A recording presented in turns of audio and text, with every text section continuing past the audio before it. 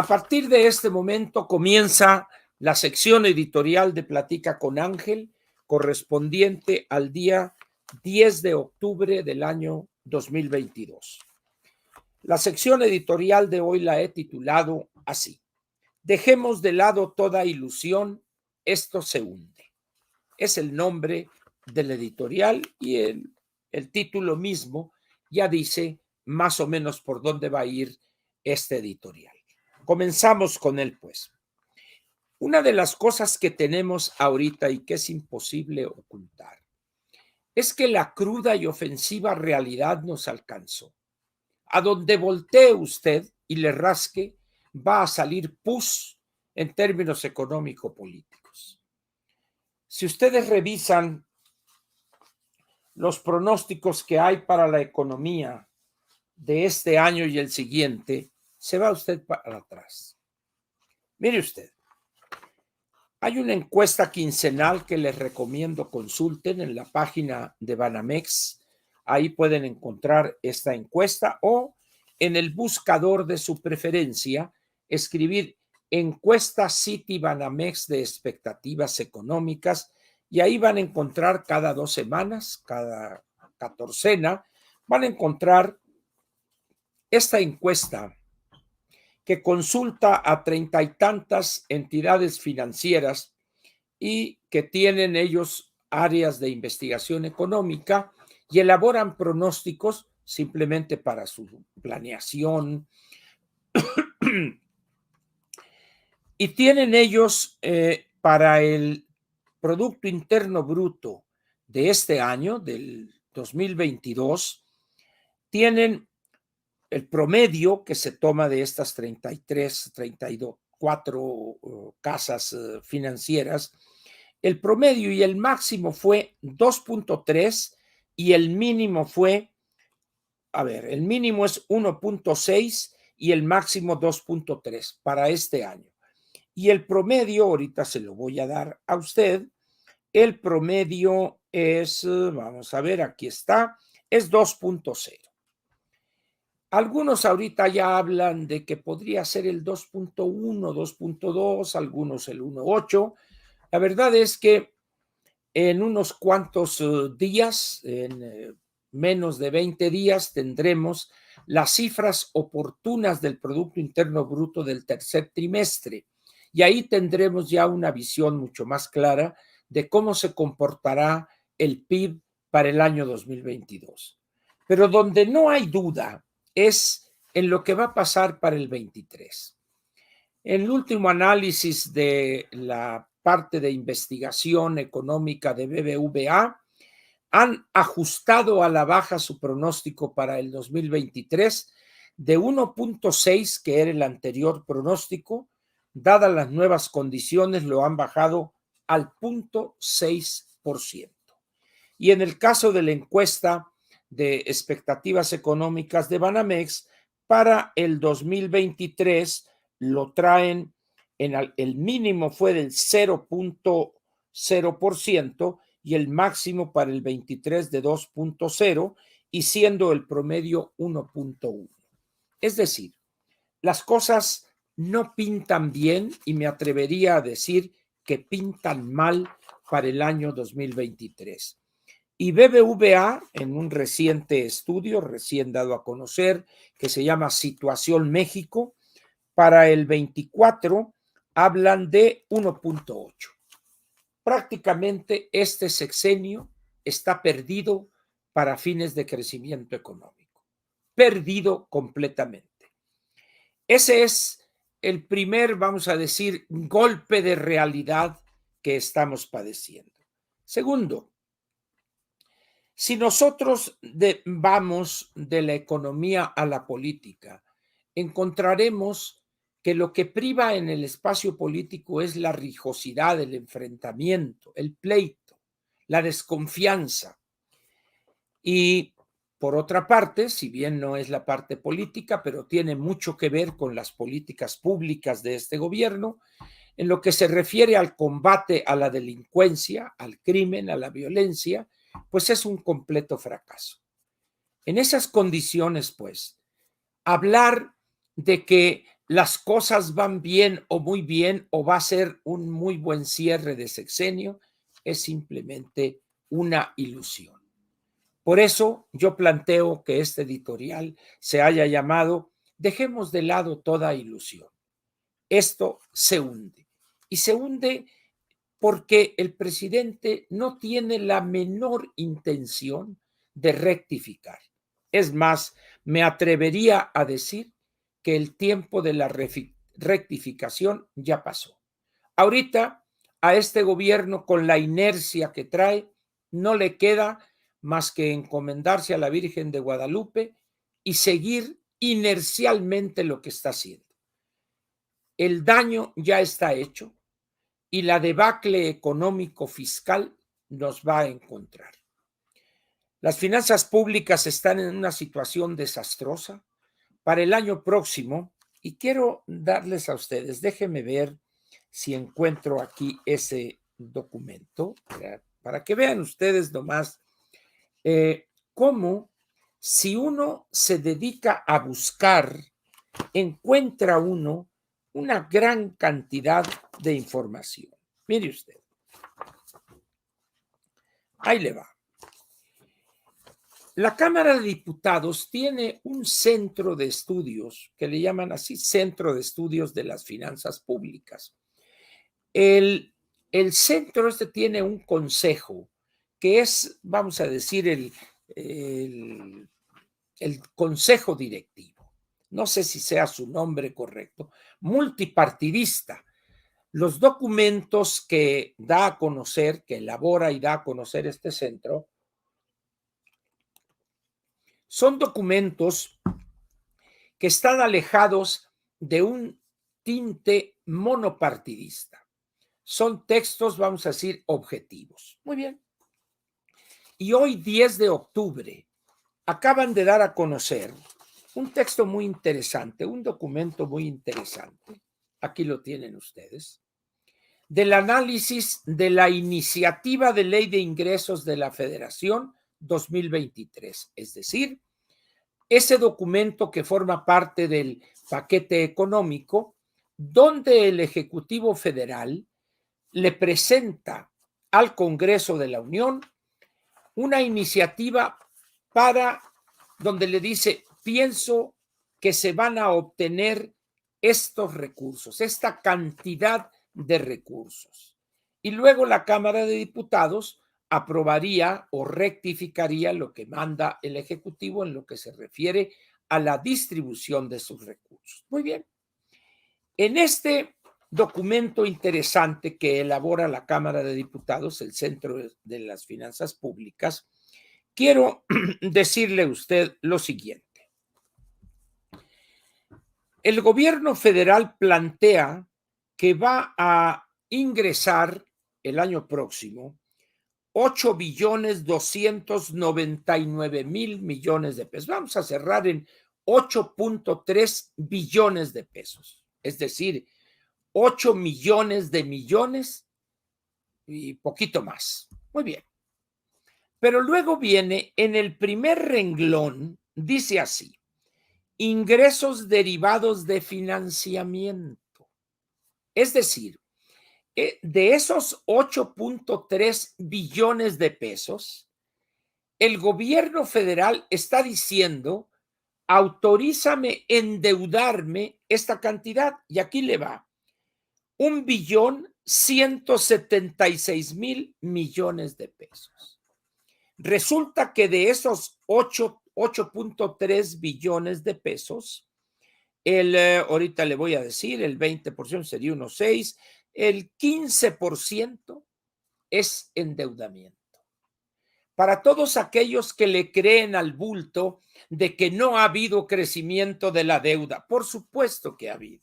Y aquí está en este documento que le digo yo, el primer renglón, por desgracia, no se alcanza a ver por el tamaño de la letra, pero dice claramente ingresos derivados de financiamiento, iniciativa de ley de ingresos de la Federación 2023, ingresos derivados de financiamiento, 1.17 billones de pesos. Y esto es simplemente para pagar el servicio de la deuda. Es decir, está pidiendo endeudarse para poder pagar los intereses de la deuda que ya existe. De ese tamaño es el desastre de las finanzas públicas. En esas condiciones, dentro de esa realidad, ¿usted piensa acaso que las cosas van a ir bien? No, no van bien. Pero además, estas proyecciones donde dicen que va a crecer el 3%, la economía, no es cierto, es una ilusión. Y luego dice López, el año que entra ya no vamos a exportar petróleo crudo. Pero resulta que en el paquete económico, en los criterios generales de política económica, está planteando la Secretaría de Hacienda que va a exportar diariamente casi 900,000 barriles diarios de petróleo. Es decir, para que se vuelva realidad esta cantidad de ingresos, tiene que exportar el gobierno, Petróleos Mexicanos, 900,000 barriles de petróleo diarios por día. ¿Y cómo es posible que el presidente en una expresión de su locura diga, no vamos a exportar el año que entra petróleo? Está loco, está loco. No tiene sentido lo que está diciendo. Sin embargo, hay personas que creen a pie juntillas que lo que está diciendo es cierto. No, vamos a seguir teniendo que exportar petróleo todavía un buen número de años. ¿Por qué? Porque la deuda de Petróleos Mexicanos alcanza ahorita los 117,000 millones de dólares y el gobierno le ha aportado a Petróleos Mexicanos en estos casi 4 años alrededor de 25,000 millones de dólares para que más o menos ahí vaya disque sobreviviendo. Como he dicho y no me cansaré de repetirlo, Petróleos Mexicanos es una empresa insalvable. Está en quiebra completamente. Entonces, en ese sentido, pues, la realidad ya nos alcanzó. Ya no hay forma de regresar. Ya, aun cuando rectificar el presidente sería inútil. El daño está ya hecho. Por eso le pido yo, deseche toda ilusión, por favor. Deseche toda ilusión. Pero ahora le agrego otro elemento. La inflación, que dicen que va a estar en el 4,5, en el 5, todavía nos va a acompañar en niveles todavía más altos que esos. Buena parte del año próximo va a andar arriba de eso, quizá niveles de 5,5, 6%. ¿Por qué? Porque el mundo, con la complejidad de la situación, está todavía enfrentando una inflación alta y las condiciones que se ven venir por los conflictos, la invasión de Rusia a Ucrania, el problema del gas, del abasto que les ha cerrado la llave los rusos, etcétera. Eso habla no solo de una casi segura recesión para el año próximo, sino también para una inflación elevada y una caída en el crecimiento de la economía china, lo cual va a generar también efectos negativos en el resto del mundo. Todo esto lo junta usted, lo combina, y México va a estar recibiendo inflación importada. ¿Por qué? Porque vamos a estar importando granos. Simplemente México importa de maíz amarillo cada año alrededor de 15, 16 o 17 millones de toneladas para alimentar a pollos de engorda, a gallinas ponedoras, a cerdos, etcétera. Vamos a estar importando carne de cerdo. La tercera parte de lo que consumimos es carne importada de cerdo, etcétera, etcétera. Además, importamos fertilizantes. Ya mencioné el caso del maíz, otros granos como trigo, sorgo, pasta de soya, pasta de canola, etcétera, que son insumos fundamentales para los alimentos balanceados con los que se alimentan las aves, pollos o gallinas y los cerdos. En esas condiciones, pues, el año 2023 y buena parte del 24 van a ser años sumamente difíciles. Ahora bien, esa inflación elevada ya ha generado y va a mantener una tasa de interés también elevada. De tal manera que la deuda que tenemos nosotros, que ya está muy cerca de los 14 billones de pesos, el costo de esa deuda va a aumentar. Por lo tanto, habrá menos dinero para infraestructura, para educación, etcétera. De tal manera que el gobierno se verá obligado a hacer recortes en educación, en salud, en infraestructura, etcétera, para canalizarlo a Dos Bocas, al Tren Maya, etcétera. Estamos pues ante una situación casi equiparable a una tormenta perfecta. De tal manera que todas estas posiciones absurdas del gobierno en el sentido de que vamos muy bien y que nos va a ir mucho mejor, no pasan de ser expresiones de alguien que no tiene la menor idea de lo que está diciendo. Por otra parte, el que en Estados Unidos se plantee un pronóstico de crecimiento para el año próximo del 0.5%, eso nos va a afectar a nosotros por el destino de nuestras importaciones. Es decir, si al principal socio comercial de México, que es Estados Unidos, al cual enviamos el 80% de nuestras exportaciones, le va mal, o al menos baja el crecimiento de su economía, pues es evidente que a nosotros nos afectaría. Pero ahora le voy a dar otro dato para que vea usted cómo este presidente no tiene la menor idea de lo que dice y tampoco el sedicente secretario de Hacienda. Hace algunas semanas dijo que no había por qué preocuparse del alto precio de las gasolinas que estamos importando, porque lo compensaríamos esa balanza petrolera, dijo él, con el alto precio del petróleo crudo que exportamos. Muy bien. Banco de México elabora unas cifras del comercio exterior mexicano revisadas, es decir, donde ya lo que podía ser preliminar en el momento de darlas a conocer se ajustan por algunas variaciones detectadas. Acaba de publicar Banco de México hoy por la mañana, un documento que se llama, y aquí lo puede ver usted, aquí está, Información revisada de comercio exterior enero-agosto del 2022. Muy bien. Este enero-agosto son 8 meses, es decir, 2/3 partes del mes, 4 bimestres, 8 meses, y donde tenemos lo siguiente: exportaciones totales petroleras, 27,700 millones de dólares. Ojo, exportaciones totales petroleras. Ahora vamos a ver las importaciones, 52,274 millones. ¿Qué significa esto? Que de enero a agosto la balanza petrolera fue negativa, es decir, deficitaria, en un monto de 24,537 millones de dólares. Y nos falta todavía la tercera parte del año.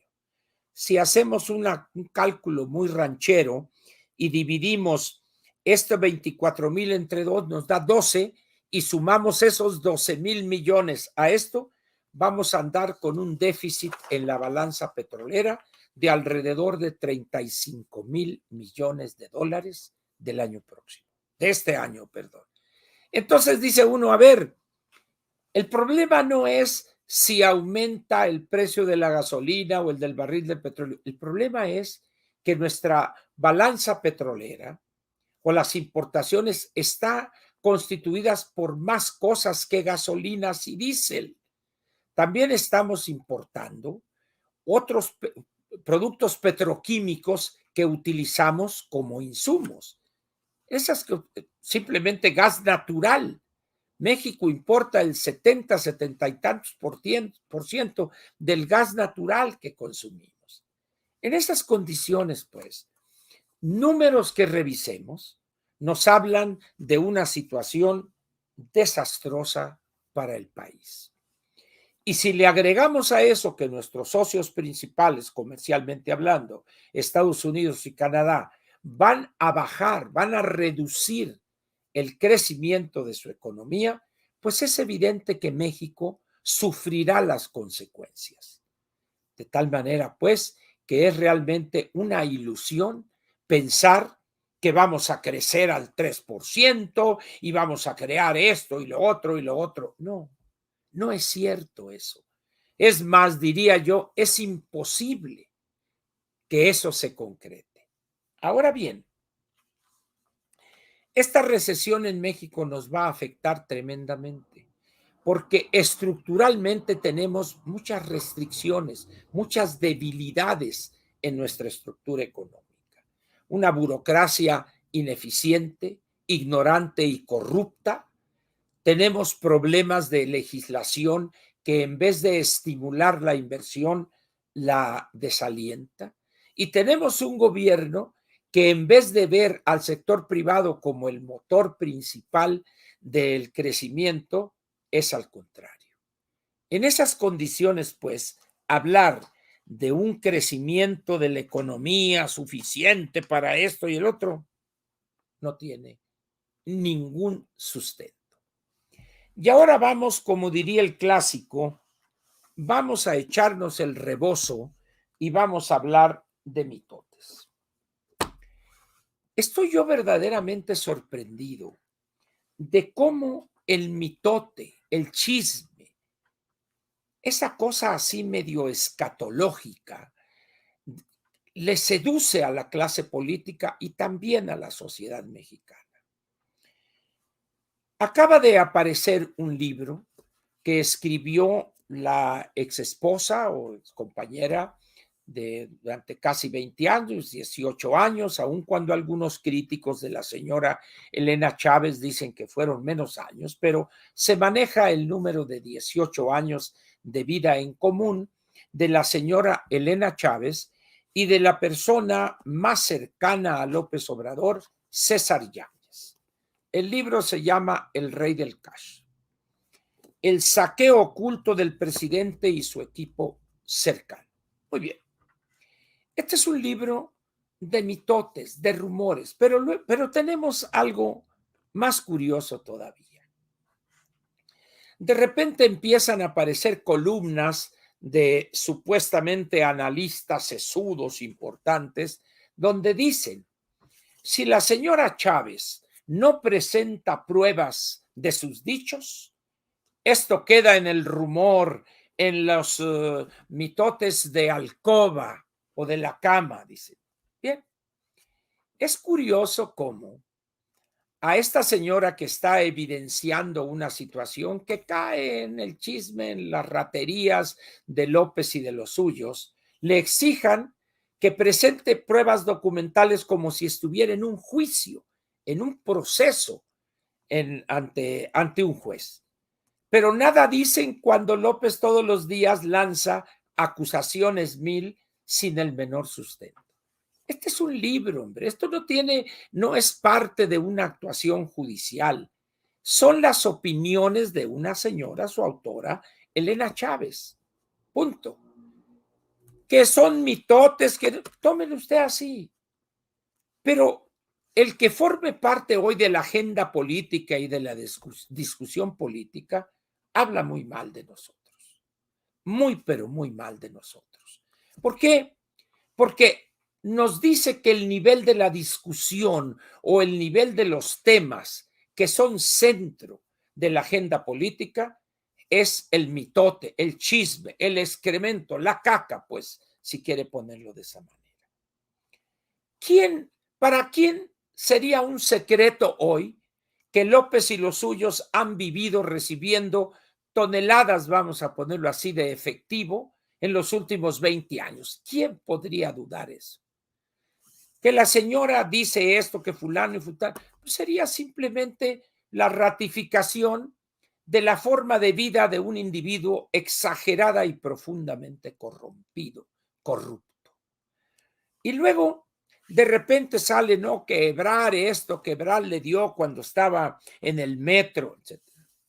Yo me he cansado de exhibir este libro que está aquí, Mexican Messiah, Andrés Manuel López Obrador, de un periodista norteamericano que realizó una investigación detalladísima.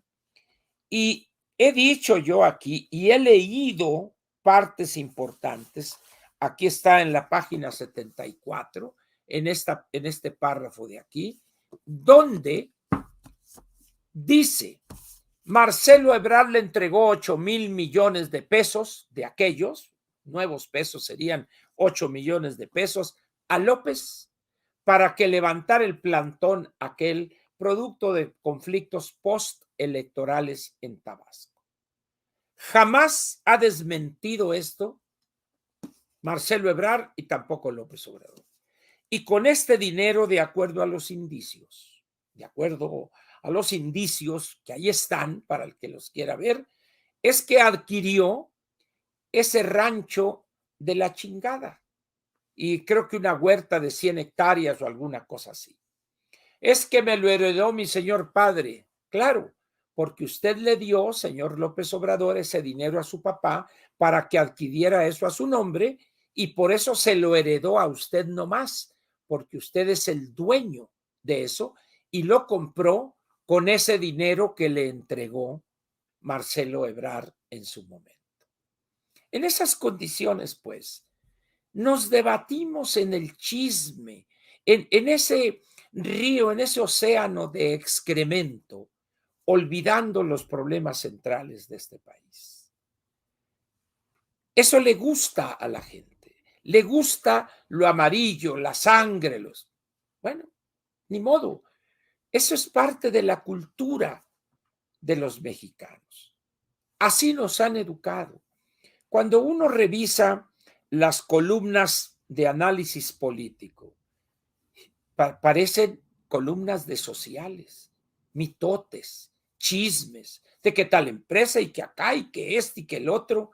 No hay el menor indicio de un análisis de los problemas estructurales del país. Por allá algún profesional serio habla de las pensiones, de la cuestión demográfica. Por ejemplo, hoy el doctor Isaac Katz, en segunda parte, el lunes de la semana pasada, en El Economista, escribe él cada lunes, continúa con el tema demográfico y las pensiones. Si uno lee también al doctor Carlos Ursúa o al doctor Héctor Villarreal, son personas que van al fondo de las cosas en la parte económica. Si usted quiere el análisis político, lea a Luis Rubio, lea a Macario Esquetino, que combina la parte económica con cifras exactas, etcétera, y la parte política. Pero de ahí en fuera hay otros que, Dios mío querido, qué bárbaro, ¿no? Mitote puro, caca pura, excremento políticamente hablando. Y por último, comento hoy lo siguiente. En Suecia se acaba de dar a conocer no el Premio Nobel de Economía, porque no lo es, el señor Alfred Nobel, cuando destina los recursos que puso en su fundación, habló de 5 áreas: paz, literatura, física, química y medicina. Esas son los 5 verdaderos premios Nobel que cada año la Academia Sueca de Ciencias otorga a investigadores científicos distinguidos en esos campos, y en el caso de la literatura, bueno, pues a escritores, sean que escriben novelas o que escriben poesía, etcétera, etcétera. Y en el caso de la paz, personajes que por su labor en cuanto a combatir la guerra o defender a personas, de respeto a los derechos humanos, etcétera. Y hay algo que empezó en 1968, que es el Premio de Economía, que por costumbre dicen el Premio Nobel de Economía, pero en realidad lo entrega el Banco Central Sueco, que tiene el mismo monto, etcétera. Y este año ha sido entregado a 3 investigadores, 3 profesionales de la economía, el doctor Ben Bernanke, el doctor, ahorita le voy a decir su nombre completo, es Douglas Diamond, y el señor Philip Dybvig. A los 3, por partes iguales, se repartirán el premio, que equivalen casi a $1,000,000, 900 y tantos mil dólares. ¿Y por qué les dieron a ellos 3 el Premio Nobel de Economía? No, o sea, ya expliqué que no es premio Nobel, sino el premio de la Academia del Banco Central Sueco. Muy bien. Por haber estudiado ya desde 20 o 30 años el papel de los bancos centrales en la economía. ¿Cuál es su papel? ¿Qué pueden hacer para combatir una situación extraordinaria, una recesión, etcétera, etcétera? Yo no conocía los trabajos del doctor Diamond ni el doctor Dybvig, yo más bien he seguido la trayectoria profesional del doctor Bernanke, que fue presidente de la Reserva Federal, el Chairman, como se dice, y que ha cedido al doctor James Powell, el timón en la Reserva Federal, y escribió un libro que vale la pena a aquellos que se interesen en el tema, que se llama The Courage to Act, el valor de actuar. En el momento que le tocó vivir al doctor Bernanke, tomó decisiones que a muchos les parecieron arriesgadas o incorrectas, pero el tiempo demostró que tenía razón. Y el doctor Bernanke es uno de los grandes estudiosos en materia del papel de la banca central y del papel que han jugado en situaciones de recesión o de grandes depresiones económicas.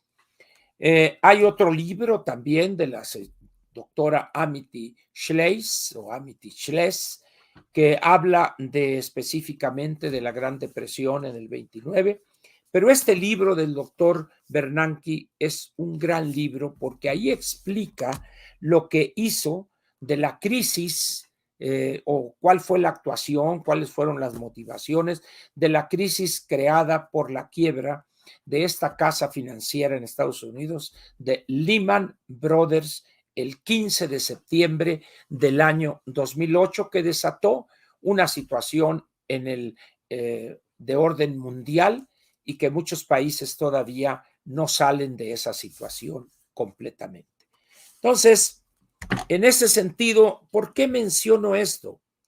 Porque el Banco Central Mexicano, Banco de México, es la entidad que va a jugar un papel fundamental en el combate a estas tasas elevadas de inflación que tenemos. Y la única herramienta que tiene es la elevación de la tasa de interés para desestimular el consumo y así combatir la inflación. Pero ahí hay un riesgo. Por eso los estudios de estos 3 especialistas en el tema es si de tener que combinar qué tanto deben aumentar la tasa de interés y durante cuánto tiempo deben mantener esas tasas elevadas para no generar un efecto de recesión prolongado. Es un tema delicado porque es una especie de afinación o de fine tuning, como si tuviese usted un motor. No puede usted mantener tasas elevadas de interés, en este caso la interbancaria en México, durante mucho tiempo, porque estaría causando un daño recesivo a la economía. Pero tampoco puede ser muy corto porque no combatiría verdaderamente las causas de la inflación. Desde ese punto de vista, es interesante el trabajo que han hecho los tres ganadores del premio del Banco Sueco en materia económica. Hasta ahorita Banco de México ha hecho, la Junta de Gobierno, un gran trabajo, y no obstante la llegada de esta persona que propuso el presidente, cuyo nivel, vamos a decir, teórico, académico y de experiencia en temas de política monetaria frente a los otros 4 integrantes de la Junta de Gobierno es muy disparejo. Ella es una profesionista respetable, sin duda alguna, pero en términos de solvencia académica y práctica en materia monetaria deja mucho que desear, pero ha aceptado su nivel de ignorancia y se ha, vamos a decir, ha hecho equipo con los otros 4 y las posiciones pues han llevado a estar elevando las tasas de interés en las últimas 3 o 4 sesiones de la Junta de Gobierno, de tal manera que si bien toda la economía resiente una tasa de inflación elevada, agárrese usted porque lo más probable es que en esta reunión de noviembre y probablemente en la de diciembre haya todavía aumentos que podrían llevar la tasa interbancaria arriba del 10% y eso significaría que los créditos, como algunos créditos en tiendas departamentales, tarjetas de crédito, etcétera, podrían elevar lo que usted estaría pagando cada mes, lo cual le quitaría a usted dinero o recursos para consumir, porque tendría que estar pagando o la tarjeta o el crédito para una lavadora o el préstamo de un vehículo, etcétera, etcétera. No menciono los hipotecarios porque se estuvieron otorgando prácticamente a tasa fija. Entonces esos están asegurados. Hay unos que tenían que se contrataron a tasa fija durante un periodo y a partir de ahí empieza la tasa variable, pero por lo pronto la mayor parte de los créditos hipotecarios están en tasa fija. En esas condiciones, pues, ¿qué le quiero decir para resumir? La realidad nos alcanzó. Es falso de que nos vaya a ir bien en el cierre de este año y el siguiente. Es una mentira. No hay sustento alguno que soporte, que sostenga esos juicios que son más una ilusión y demagogia pura con fines electorales. No hay forma. Vamos a tener 2 años de cierre de este gobierno pésimos, no malos, pésimos en materia económica y en consecuencia en materia política, expansión o crecimiento de la delincuencia, tomando en cuenta esta cuestión de los abrazos, no balazos y los librazos que propuso la esposa del presidente, la señora Beatriz Gutiérrez Müller. En esas condiciones yo le diría a usted, prepárese para un diciembre que va a ser complicado, para un año 2023 más complicado todavía y un cierre del 24, si esto fuere posible, más complicado todavía. Ese es el mensaje que quiero dejarle hoy en materia del editorial de esta plática con Ángel, el cual aquí termina.